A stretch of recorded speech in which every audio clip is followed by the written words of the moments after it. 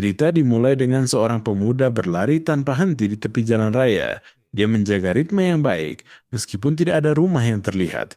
Tidak terlalu jauh, sebuah keluarga sedang sarapan. Setelah itu, sang ibu tinggal sendirian dan tak lama kemudian kita melihatnya menangis.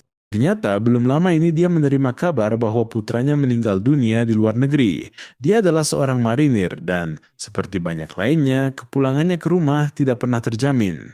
Beberapa saat kemudian, seseorang mengetuk pintu. Ketika sang ibu membukanya, dia berhadapan dengan pemuda yang sama yang tadi kita lihat berlari. Pemuda itu memperkenalkan diri sebagai David, teman putranya, dan bilang ada hal penting. Laura mempersilahkannya masuk setelah tahu David berlari dari desa lebih dari selusin kilometer, lalu menawarinya minum.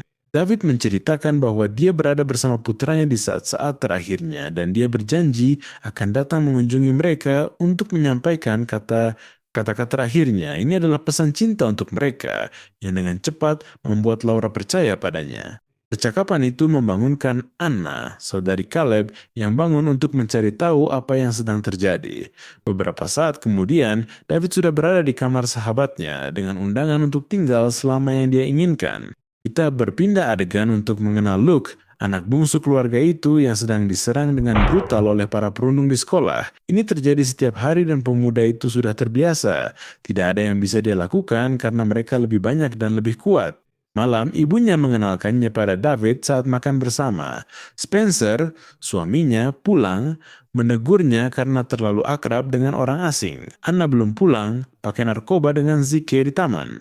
Dia sudah melakukannya sejak kakaknya meninggal, itu adalah caranya menghadapi kesedihan. Di rumah, David sudah menunjukkan pesonanya kepada Spencer. Setelah beberapa botol bir, dia menawarkan diri untuk mencarikannya pekerjaan. Keesokan harinya, David menjemput Luke di sekolah. Kali lagi dia dipukuli, tetapi kali ini David ingin mencari tahu siapa yang melakukannya. Luke menunjuk ke sekelompok anak laki-laki yang tepat sedang pergi dengan sebuah pickup, dan David mulai mengikuti mereka. Anak-anak itu berhenti di sebuah bar, dan David turun untuk minum. Pelayan datang. David memesan shot saus pedas, tapi untuk para preman, satu ronde kosmopolitan, minuman feminin. Saat tiba, para preman mendekat menghajar keduanya karena olokan itu. Tepat pada saat itu, David melemparkan shot saus pedas itu ke wajah si pemimpin dan perkelahian pun dimulai. David mulai memukuli semua perundung itu, memastikan bahwa tidak ada seorang pun yang pergi tanpa membawa jatah rasa sakit. Kaki para atlet itu dia patahkan agar mereka berpikir dua kali sebelum mengganggu Luke lagi. Setelah perkelahian selesai, David mengeluarkan segepok uang dan meninggalkan $300 di atas meja untuk kerusakan yang ditimbulkan lalu pergi, sambil mengingatkan bartender bahwa dia bisa masuk penjara karena menyajikan alkohol kepada anak di bawah umur. Dengan tenang, David meyakinkan Laura semuanya baik-baik saja. Sebentar lagi ia akan mengajari Luke bela diri dan keadaan membaik. Soal Anna, dia juga sedang menemukan sisi lain dari David yang dia sukai, bahkan dia mengundangnya ke sebuah pesta malam itu agar dia bisa menyesuaikan diri dan memperkenalkannya kepada salah satu temannya. Tidak butuh waktu lama sebelum David membuat mereka semua terkesan. Dia kuat, tampan, dan menawan, pria sejati dibandingkan dengan yang lain yang hanya memakai narkoba. Pestanya berlanjut sebentar sampai David melihat Anna pergi bersama Zeke ke sebuah kamar yang tampaknya sedikit membuatnya kesal. Dia berniat mengikuti mereka, tetapi mantan yang menyebalkan menghadangnya, dan dia harus membereskannya dulu, tak sampai 2 detik. Teman-temannya saat melihat kebrutalan dan kekuatan David memutuskan untuk menyerah dan pergi. Aksinya cukup untuk merebut hati Kristen, sahabat Anna, yang diajaknya tidur bersama malam itu dan kemudian mereka kembali ke pesta. Di sana, David menggunakan pengaruhnya untuk meyakinkan seorang pecandu agar mencarikannya senjata. Dalam perjalanan pulang, Anna mengaku bahwa dia sedang bertengkar dengan pacarnya, dia terus membuat kesalahan dan tidak punya ambisi, dia bermimpi pergi ke universitas dan Zeke hanya memakai narkoba. Malam itu saat semua orang tidur, David tetap terjaga dengan tatapan yang mengerikan, jelas bahwa dia menyembunyikan rahasia besar dan merupakan pria yang berbahaya. Karena mendengarnya berbicara di telepon tentang orang-orang yang mengejarnya, jadi dia menelpon tentara untuk bertanya apakah dia orang yang berbahaya. Orang yang melayaninya memeriksa berkas David dan fotonya tidak cocok. Selain itu, saat membuka berkasnya, dia segera memberitahu FBI. Pada saat itu, kita berpindah ke sebuah kantor pemerintah tempat kita mengenal Richard, penanggung jawab proyek Aegis, yang begitu mengetahui panggilan itu langsung memerintahkan sebuah pesawat berisi agen-agen bersenjata. Sementara itu, David menemui para pecandu untuk membeli senjata dan menyukainya. Masalahnya, dia tidak ingin membayar, melainkan membunuh mereka.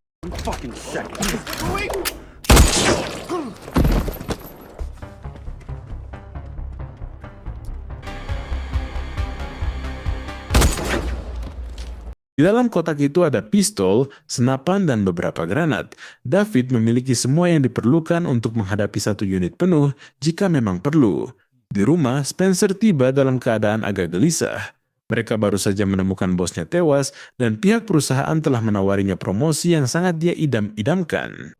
Zeke menelepon Anna untuk memberitahunya bahwa teman-temannya mati. Seseorang membunuh mereka di tambang dan mereka mengatakan kepadanya bahwa David ingin membeli senjata dari mereka. Anna mulai curiga, jadi saat sampai di rumah dia mencuri ponsel David dan mengambil foto panggilan-panggilan terakhirnya.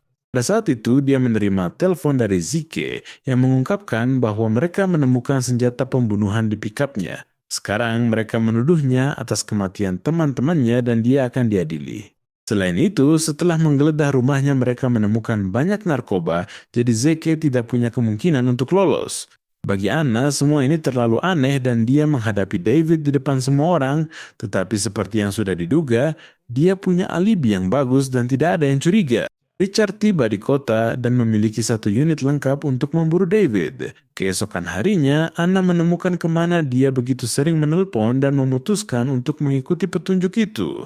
Untuk melakukannya, dia membutuhkan Luke yang menggunakan internet sekolah untuk menemukan informasi tentang David. Salah satu perundung kembali mencarinya, hanya saja kali ini dia sudah siap.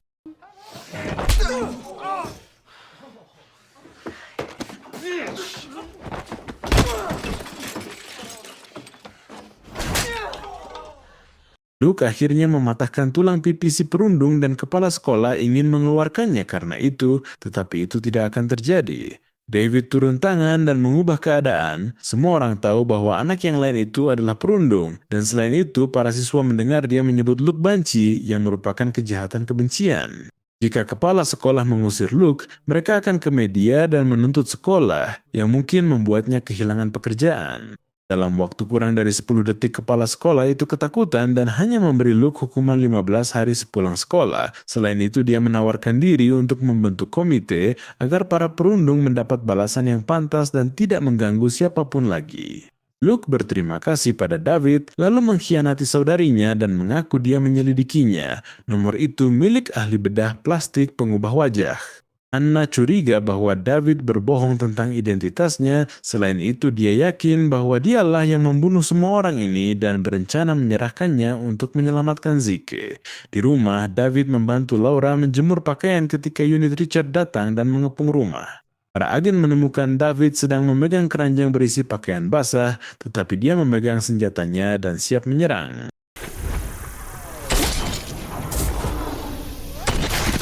Sebelum keranjang itu menyentuh tanah, dua orang anak buah Richard terbunuh. Sisanya melepaskan tembakan dan mengubah rumah itu menjadi zona perang. David terluka di kakinya, tetapi dia masih mampu bertarung. Selain itu, dia menyembunyikan semua senjata di rumah dan melenyapkan siapapun yang berani masuk. Satu persatu, anak buah Richard mulai tumbang dan Richard lelah terus mengirim orang lalu memerintahkan agar senjata besar dikeluarkan. Dengan senjata-senjata ini, dinding rumah mulai runtuh, tapi tidak satu pun peluru mengenai sasarannya. Laura bersembunyi di dapur dan David menemukannya. Dia meminta penjelasan, tapi dia tidak berniat memberikannya atau membiarkannya kabur. Dengan cara yang dingin dan berdarah, David menusuk dada Laura dengan pisau dapur dan kabur dengan pikap keluarga, tetapi tidak sebelum menghancurkan ban-ban pikap milik Richard yang tidak bisa mengikutinya. Di jalan, David melihat mobil Spencer dan menabraknya tanpa alasan apapun. Lalu ia turun dan mengeksekusinya.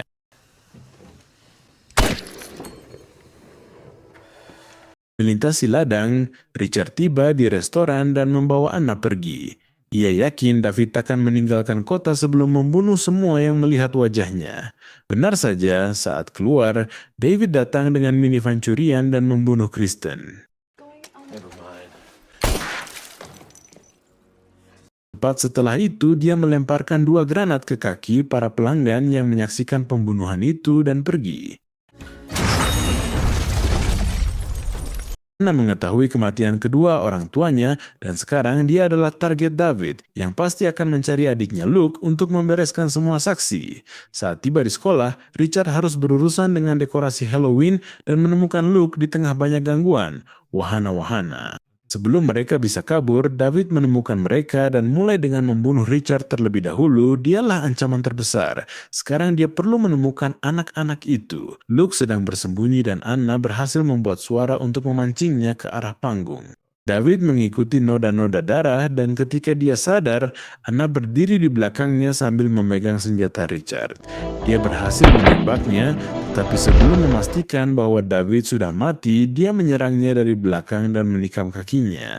Hanya beberapa detik sebelum berhasil mencekiknya, Luke muncul dan menikam punggungnya, lalu melukainya sekali lagi di dada, berhasil menjatuhkannya cukup lama untuk kabur sebelum api melalap seluruh tempat itu. Polisi datang dan menemukan kakak beradik itu selamat, tetapi setelah pemadam kebakaran memadamkan api, terungkap bahwa tidak ada tanda-tanda David sama sekali. Pada saat itu, Anna berhasil melihat salah satu pemadam kebakaran keluar dari sisi lain. Dia berjalan pincang dan meninggalkan jejak kecil darah di tanah. Petugas pemadam itu berbalik ke arahnya dan kita melihat bahwa itu adalah David yang memberi kita akhir dari filmnya. Menurutmu apa yang terjadi? Dan begitulah berakhir film keren banget ini. Jika kamu ingin melihat lebih banyak video luar biasa seperti ini, aku merekomendasikan yang ini. Klik sekarang.